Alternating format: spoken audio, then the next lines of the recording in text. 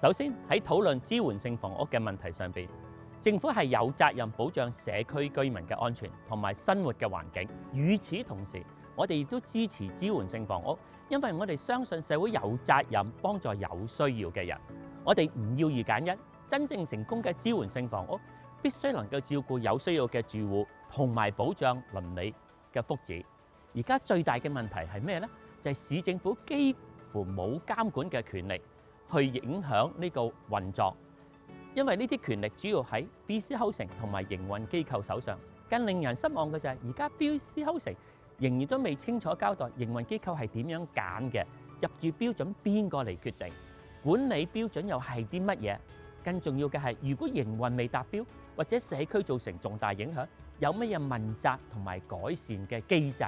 我哋唔希望支援性房屋政治化，更加反對走向極端。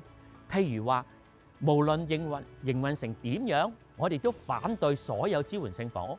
反過嚟，亦都唔係話因為有人需要，無論佢搞成點樣，我哋都一定要照單全收。